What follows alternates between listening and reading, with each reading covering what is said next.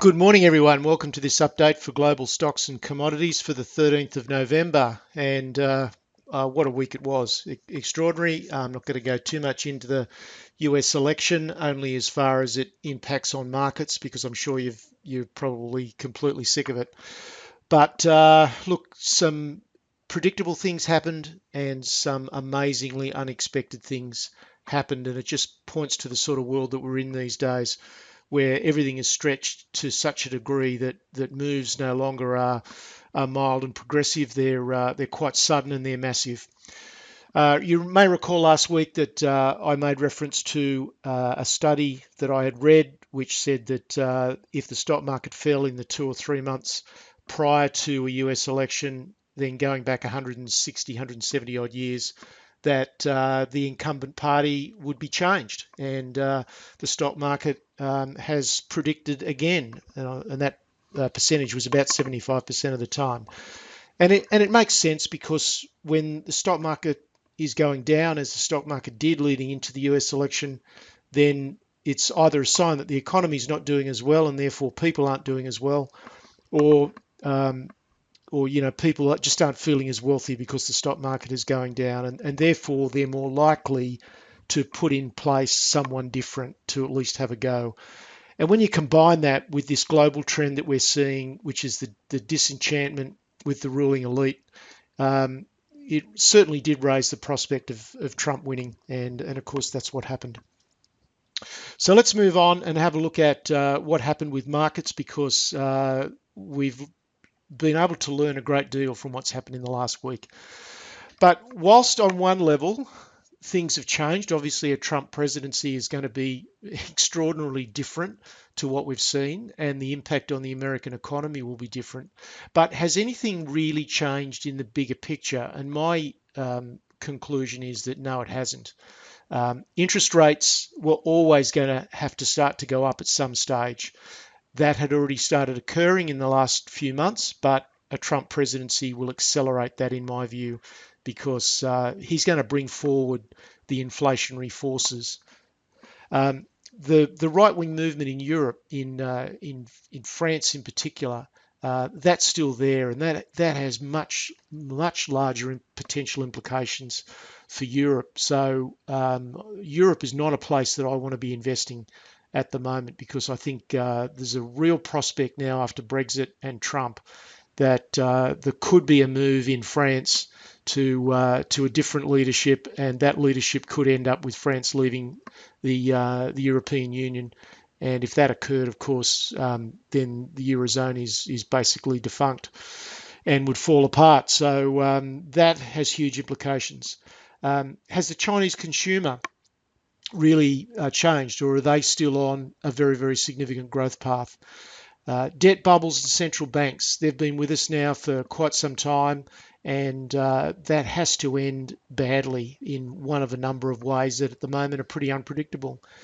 And of course, the rise of the internet, and in particular what that means for certain sectors of the economy. We've seen massive rises in the Amazon and Facebook and Netflix and Google, and also the Chinese internet stocks. And it's hard to see that that's going to change because of a Trump presidency. So I think the bigger picture drivers were already in place. What Trump does may accelerate some of them, but it's not going to change them or create new ones, in my opinion. I think what we can expect is that CPI inflation in America will pick up. Now, as you're aware, and you may have been scratching your head over the years, with all of these tens of trillions of dollars of government stimulus that have been put in around the world, why hasn't inflation broken out? And the simple reason is that money has gone into the banking system, but has not gone out into the general economy. Banks haven't lent it, people haven't wanted to borrow, and as a consequence, it's gone into the banking system, and from there found its way into the stock market and into the real estate market. So what we've had is asset price inflation. What we haven't had is CPI inflation. Now, what Trump is clearly going to do, and what certainly what Japan is considering doing, is bypassing the banks and putting that money, injecting it directly into the economy through through various means. Now, for Trump, it will probably mean massive infrastructure spending. So that means the money is going to be forced into the economy, and inevitably we will get a rise in inflation. I think we're also going to see higher economic growth in America. That's fair to say. So there's a positive impact on the US economy, but there are many working parts to this. So I don't think it's just a case of the US is going to do better. The other aspect about Trump is that we are completely in the dark. Not completely in the dark, that's not fair. We are heavily in the dark about exactly what he will do. How much of his pre-election rhetoric will he actually try and implement? And then, of course, secondarily, what will he be allowed to implement by his own party? So we now have a great deal of uncertainty about exactly what he will do. Some of the things look very positive. Some of the things, such as his protectionism, would appear to be a negative for global growth and for the US economy. So we still have great uncertainty, and I think uncertainty will always lead to stock market volatility. So I can't tell you which way the market's going to go in the short or even the medium term, to be honest. But I think it's reasonable to assume that the market moves up and down will be more significant and probably more volatile. Now, the bond market is the thing that's been worrying me. I've been talking about this for months, and I've said on numerous occasions, if the bond market manages to unwind in an orderly fashion, then we might just scrape through, but I wouldn't bet on it. If the bond market, in other words, yields start to rise very quickly, and they've certainly risen quickly in the last week, but if yields continue to rise quickly, and particularly if the US 10-year gets above 3%, then the consequences of that are going to be nasty.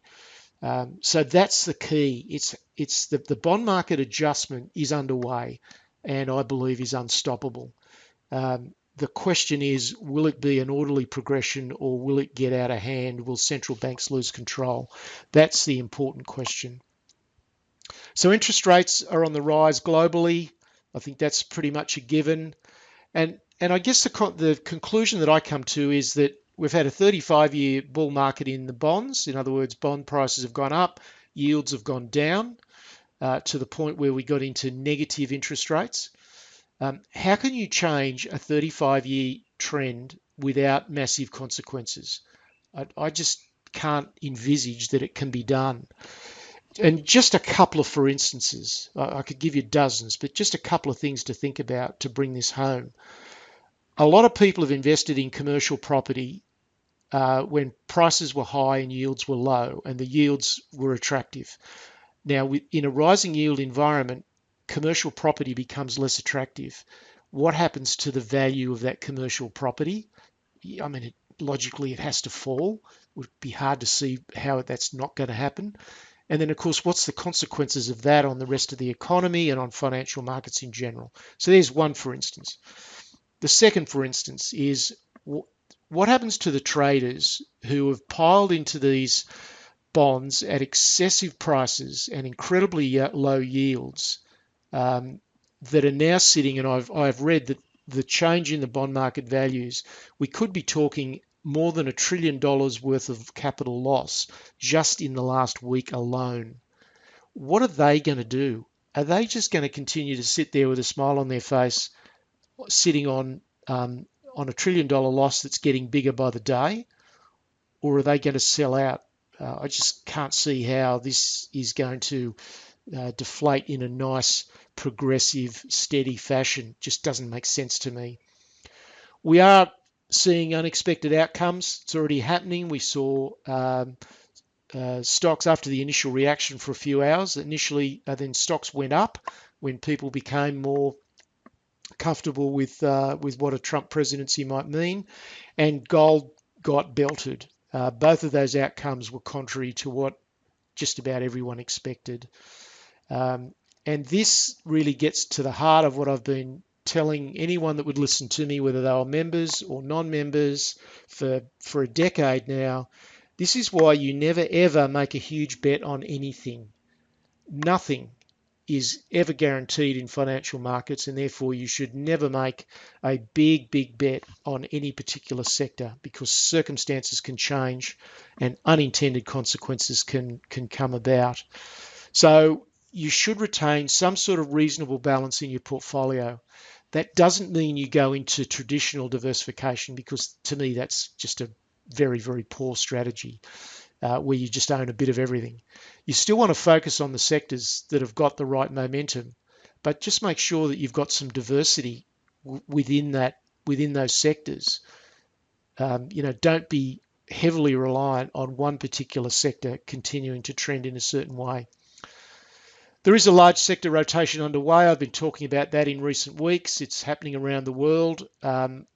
Personally, I'd forget the indices. I wouldn't focus too much on what the indices are doing, because you look at the American market, the indices went up, but some sectors of the American market went down quite sharply, particularly some of the leaders. So if you look at the index, it's not giving you the story at all. You need to focus on the sector rotations that are occurring and try and be one step ahead of them. Sorry, I've already covered that. Now, American stocks. Let's get to the heart of it. The S&P index ended up rising by 80 points on the week. The break of support that we saw in the Russell 2000 and in the S&P just before the election, that's now been completely erased. Just forget that ever happened.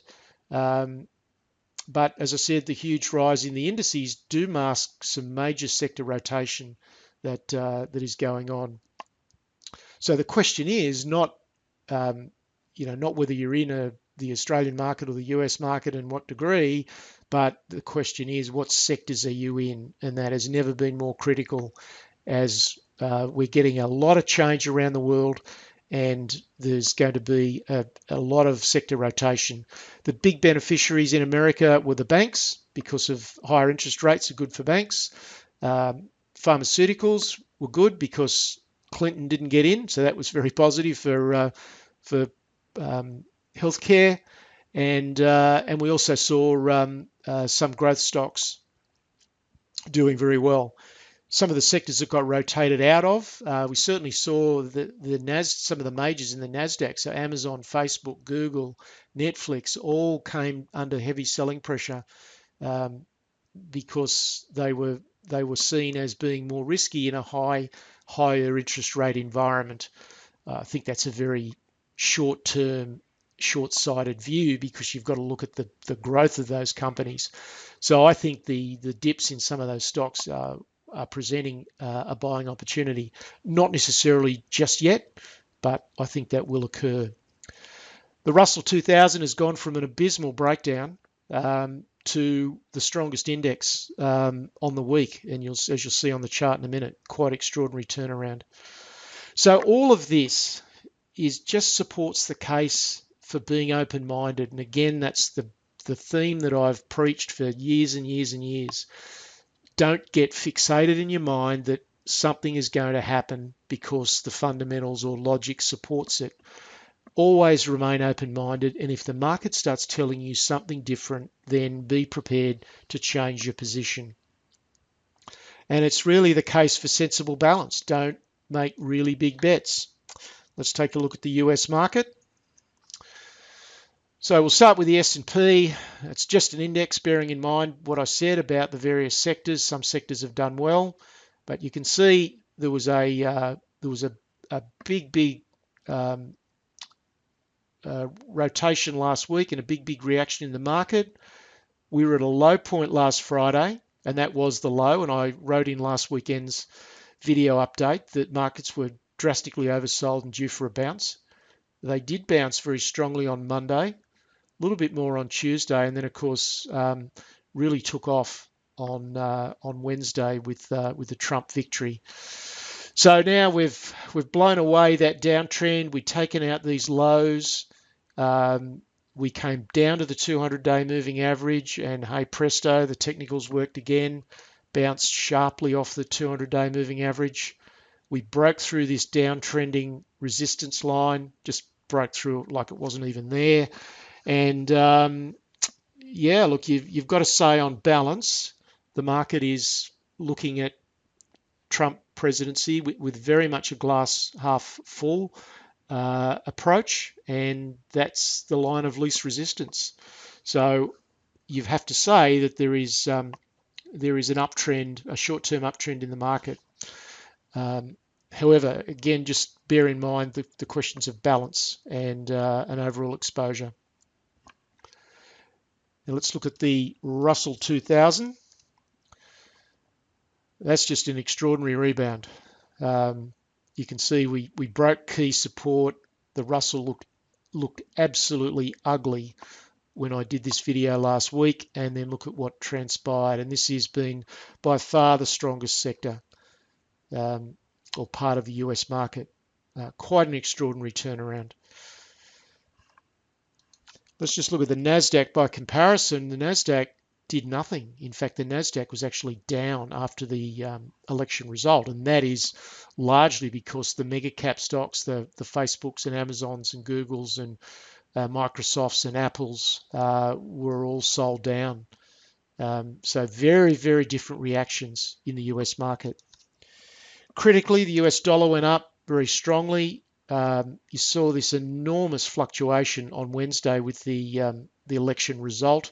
You can see initially the US dollar fell very sharply to the bottom of the trend channel. Gold went up to 1,330. And then in a matter of just an hour or two, once it became apparent that Trump was going to win, all of that just turned around in an extraordinary fashion. And you can see the US dollar is traded back almost to the top of the range. I've never seen particularly a currency move within a trend channel almost from top to bottom. There's another instance back here on the 24th of June, but this is incredibly unusual behavior. So the US dollar, it was already in a medium-term uptrend, and we're trading strongly up towards the top of that band. Importantly, this is the US 10-year, and this is the bit that I've been talking about, with whether the bond market will unwind in an orderly or disorderly fashion. Now, it's only a couple of days, but we already had a reversal in the 10-year yield. So the US 10-year yield had dropped, let's go right back to the 1970s, used to be 16%. We got down to these exceedingly low levels, all-time lows, slightly lower than we saw in the GFC, and we were already in an uptrend. So the US 10-year yield started to rise, bottomed out about 1.34 in July. So we're already in an uptrend. Now, what's happened this week is that uptrend has just accelerated dramatically. And if that continues, then the bond market will get very, very ugly indeed if it continues at that pace. And that will spill over into everything. That'll spill over into currencies, stocks, the whole works. So the bond market remains the key one to watch at this point in time. And just the reverse of that, so that's the yield. Let's just look at the actual bond prices. This is TLT, which is the 20-year Treasury bond, and you can see that the prices of bonds are collapsing. And I don't think that's too strong a word to use. You know, clearly we had a very, very strong uptrend in place, and those bond prices are coming off very, very sharply. I mean, even here in 2015, bond prices fell. This fell from $138 to $115, but we didn't get the sort of behavior we've seen here, with these big gaps and huge moves to the downside. Now, that means that people that bought bonds up here are now sitting on massive capital losses. What are they going to do about that? You know, that's the unknown, but that's the key question. So a lot of danger there in that market. And just to show you what's happening with, this is Amazon. Just as one example, you can see we had a really strong uptrend in place there, as everyone knows. Great company, will continue to grow at a very, very strong rate, but we are getting a sell-off. So where's the bottom? Where's the opportunity? I would suggest to you that if we pull back to this level, this is a likely support level around just under $700. Then I would think Amazon on a long-term view could be a reasonable buy at that level. At the end of the day, you've still got to buy stocks that have got earnings visibility and earnings growth. And those stocks will always be in favour. Now, yes, they get a bit overvalued from time to time and they get sold down, and that's probably what's happening at the moment with all those stocks. But you don't abandon them just because they're being sold down. You look for opportunity when the market stabilises. Turning now to Aussie stocks, the Australian dollar was all over the place, 77.5, got down under 75, but finished at 75.4 on Friday night. So a real roller coaster for the Aussie dollar. Our index rose by 190 points. That was really very much about the banks and commodity majors. So really the top 10 stocks really propelled that. But beneath that, there was a lot of stocks that went either sideways or down. The energy sector lagged with oil under pressure, and the small caps in Australia didn't respond remotely as they did in the US. Let's just have a look at that. There is the Australian small cap index, XSO. You compare that to what happened to the Russell 2000. It's completely chalk and cheese. There is the materials index, that's BHP and Rio, staging a pretty nice rebound. But to be honest, that rebound really started in February. It's been underway for quite some time. And of course, there's the financials. The banks did really well on Thursday and Friday after initially being sold off very heavily on Wednesday. Now, moving on to, and just a final point in Australia. The theme is quite simple. You want to buy high quality stocks with strong earnings visibility, strong growth, and buy them when they're oversold. And I think in this environment of greater volatility, don't buy them when they're just a bit oversold. I think you've got to have the patience and wait to buy them when they're a lot oversold. You've just got to be more demanding in this environment. And if that means waiting 3 months or 6 months for something that you want at the right price to come to you, then, so be it. That's just how you're going to have to do it. Turning now to precious metals, gold was sold down heavily by $76 on Thursday and Friday, a massive smashing of precious metals. And I think that came largely through the realization that Trump might just be good for the US economy. And so the fear premium, which had been built into gold based on the election result, disappeared. But there's a big but, which I'll get to in a minute. So that's been the market's short-term reaction. Okay, Trump might be good for the economy, so we don't need to worry about having gold in our portfolio. I was also sent by a member an article that talked about one of the other reasons. In fact, this article put forward that the main reason was some government initiatives in India, which cancelled some large banknotes and the impact that had on the gold market. I don't have an opinion whether that's a valid conclusion or not in terms of its impact on the gold market. It may be. I don't really know, but I just throw that in there because it's entirely possible that there were other external factors that were impacting on the gold price as well. And of course, we can always get some just good old dumping of gold in the futures market. It's been manipulated for years. So I wouldn't be surprised once gold started to slide and broke 1,300 and then 1,270, that there wasn't a bit of shenanigans going on in the futures market as well, just to basically amplify all that. But the big question for me, and I know this is logic and I've got to be careful here and I will retain an open mind, and I'm not completely in love with gold and convinced it's going up, but I just pose this question. What about the bond market that I talked about earlier? What about the trillions of dollars of capital losses that are now being sold on? What are people going to do in the bond market? And if that gets disorderly, what does that do to where people want to put their money? Surely to goodness, that makes gold more attractive. I think it's also a given that real interest rates should remain negative. In other words, if not, nominal rates are rising. That's clear. You saw that before. The US 10-year yield has gone from 1.34 to finish the week at 2.15. So rates are rising. There's no question about that, and I think they'll continue to rise. However, I think inflation is going to, CPI inflation is going to start to break out at a greater rate. Or even if it just goes up at the same rate, then rates are already negative in real terms, which is your nominal rate minus inflation. And I think they're going to stay that way. You know, the Australian, you look at the Australian example, our cash rate is 1.5, our CPI inflation is more than 1.5. We have negative rates in Australia. We have negative rates all around the world. And I just can't see that that's going to change, even though rates themselves are going to go up. And negative real interest rates are good for gold because you're not missing anything. You're not missing yield. If real rates are negative, then there's no reason not to be invested in gold. So that's a positive. The second question I pose is, if Trump is going to build all this infrastructure, he's going to need to raise a lot of money, which means government bonds have to be created and then sold into the market. Who's going to buy them, given that they're already sitting on trillions of dollars of capital losses, and the 35-year bond bull market seems to have changed?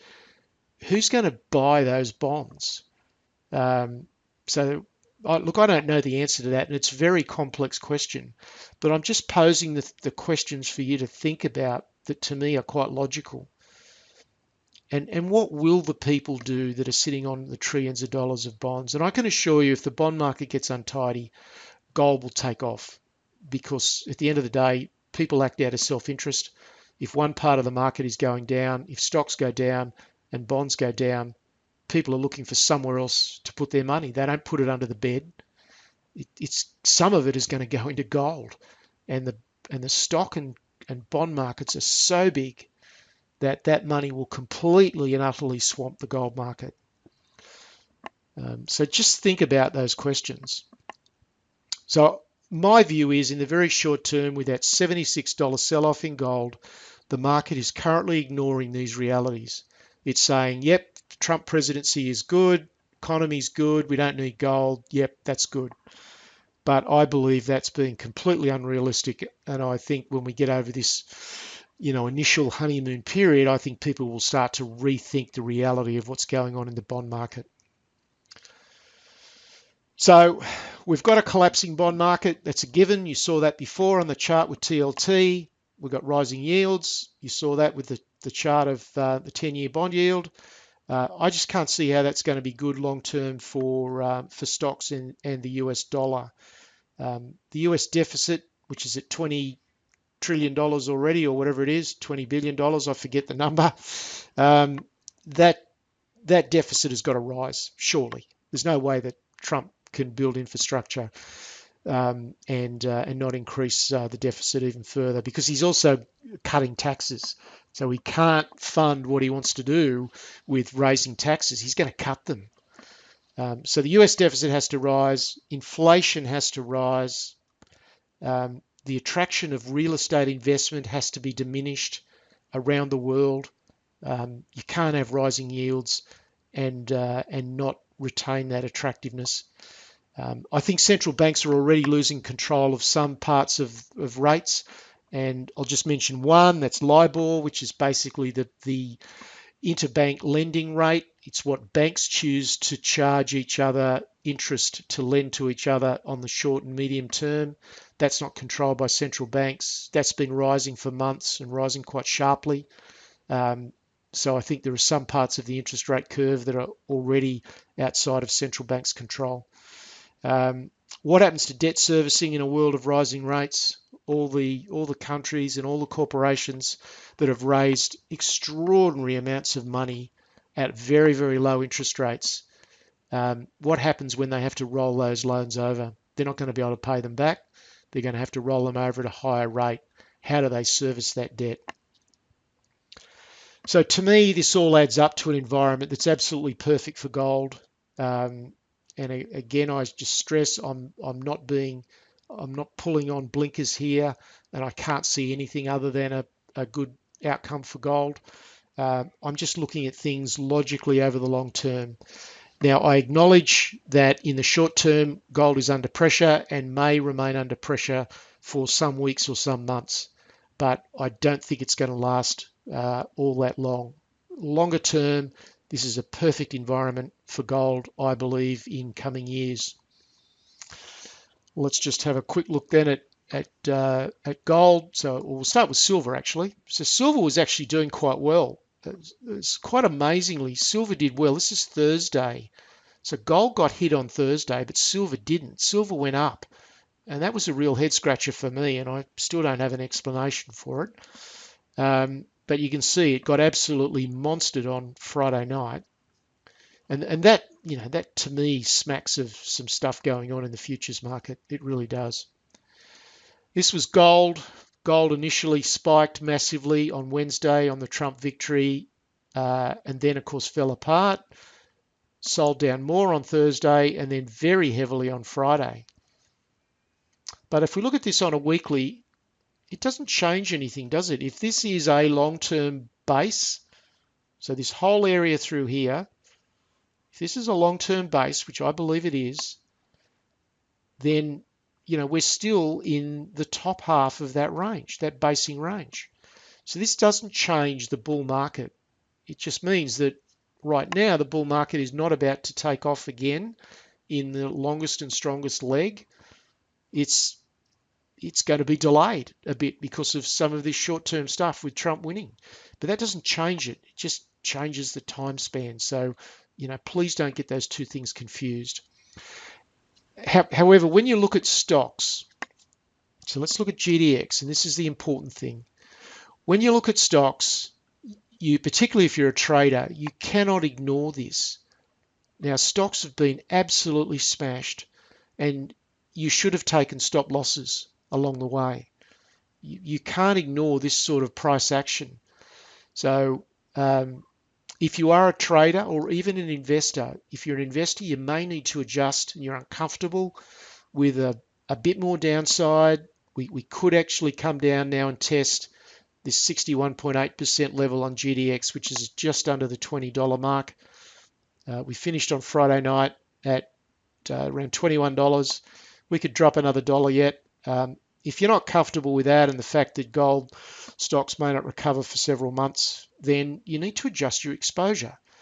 But please do not throw the baby out with the bathwater and abandon the precious metals sector because it's too hard and you're feeling too bruised by it all.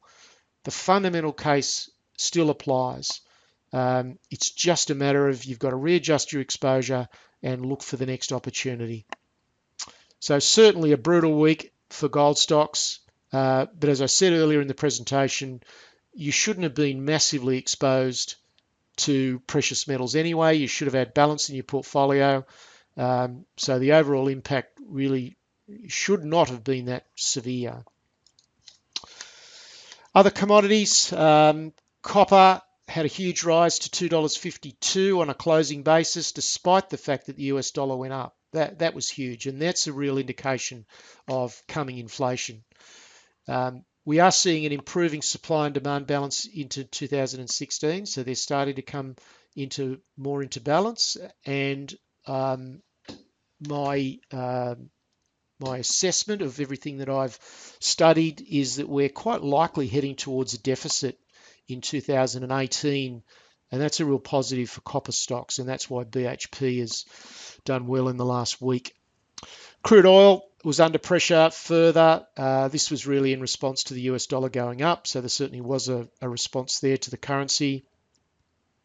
But I still believe that energy long term, particularly in a rising inflation world, should be a pretty good bet.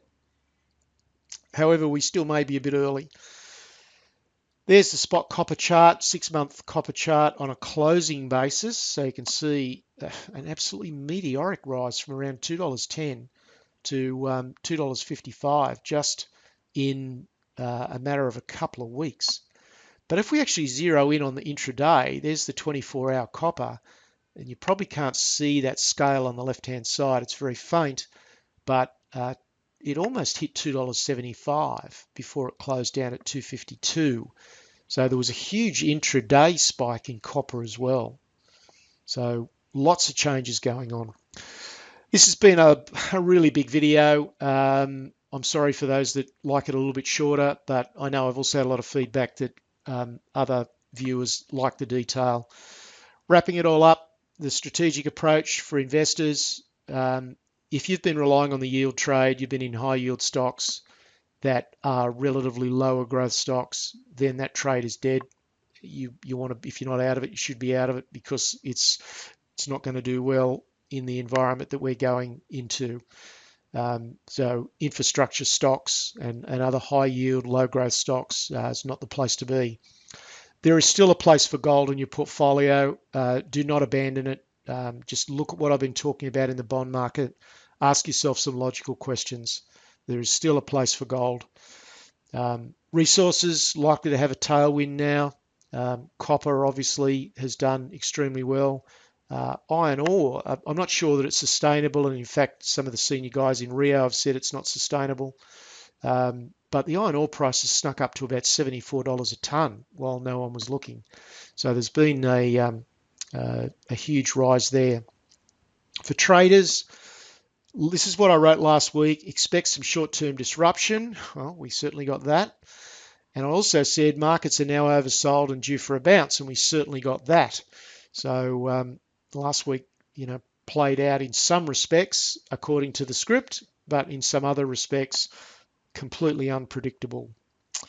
Market leadership is breaking down. We've seen the Amazons and the Facebooks breaking down. I don't believe that's not a permanent feature. However, whenever market leadership is breaking down and massive sector rotation is underway, as it is, then volatility rises. The peaks and troughs get bigger. I think that's one thing that I can pretty much guarantee is going to happen. And therefore that means that you should buy even more oversold than you otherwise would have, and you should take profits regularly.